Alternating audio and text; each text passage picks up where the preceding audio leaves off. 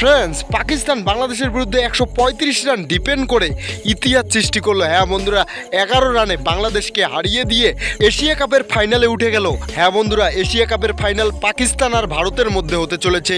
আর বাংলাদেশকে 11 রানে হারিয়ে দেওয়ার পর পাকিস্তানের ক্যাপ্টেন সলমান আলী আগা প্রেস কনফারেন্সে এসে ম্যাচের শেষে এমন কিছু বলল ভারতকে ধমকি দিয়ে, শুনলে আপনি অবাক হয়ে যাবেন। তো তিনি কি বলেছেন ভারতীয় টিম এবং ভারতবাসীকে নিয়ে ধমকি দিয়ে, সব কিছু জানবো আমরা এই ভিডিওতে। সেই জন্য ভিডিওটি শেষ পর্যন্ত দেখবে। আর চ্যানেলটিকে যদি সাবস্ক্রাইব না করে থাকো তাহলে ক্রিকেট নিউজ পাওয়ার জন্য চ্যানেলটিকে সাবস্ক্রাইব করে রাখো। তো বন্ধুরা, ম্যাচের কথা বললে বাংলাদেশি ক্যাপ্টেন জাকের আলী টসে জিতে ফিল্ডিংয়ের সিদ্ধান্ত নেয়। তারপর ব্যাট করতে আসে পাকিস্তান টিম। পাকিস্তানের ওপেনার ব্যাটসম্যান শেহজাদা ফরান প্রথম ওভারেই আউট হয়ে যায় তাসকিনের বলে।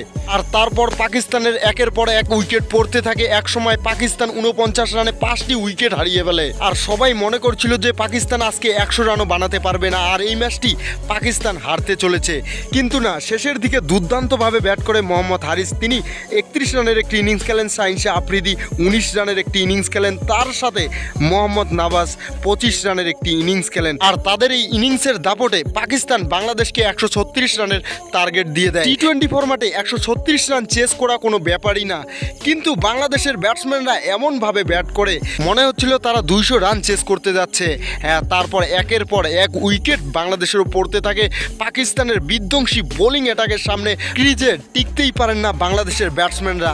আর তারা 124 রানে অল আউট হয়ে যায়। পাকিস্তান 135 রান ডিফেন্ড করে ইতিহাস সৃষ্টি করে এবং এশিয়া কাপের ফাইনালে পৌঁছে যায়। এবার এশিয়া কাপের ফাইনালে মুখোমুখি হতে চলেছে ভারত আর পাকিস্তান।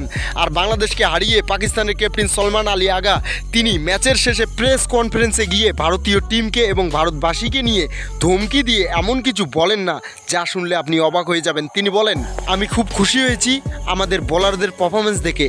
আর আমি ভাবতেই পারছি না যে ম্যাচটি জিতে গিয়েছি।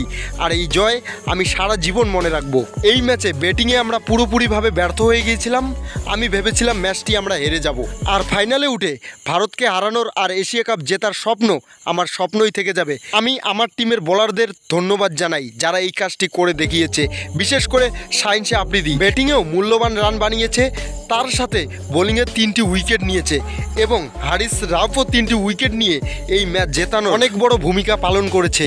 এবং আমরা ফাইনালে পৌঁছে গিয়েছি আর আমি অনেক খুশি হয়েছি। এবার আমাদের একটাই টার্গেট, ভারতকে হারাবো।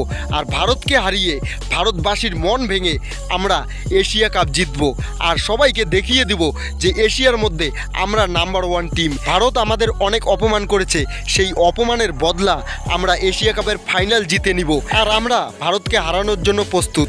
তো বন্ধুরা, এই বয়ান দিয়েছেন পাকিস্তানের ক্যাপ্টেন সলমান আলী আগা। তো বন্ধুরা, ফাইনালে কে জিতবে, ভারত না পাকিস্তান, সেটা অবশ্যই আমাদেরকে কমেন্টে জানাবেন। তো এটাই ছিল ভিডিওটা শেষ পর্যন্ত দেখার জন্য আপনাকে অনেক ধন্যবাদ।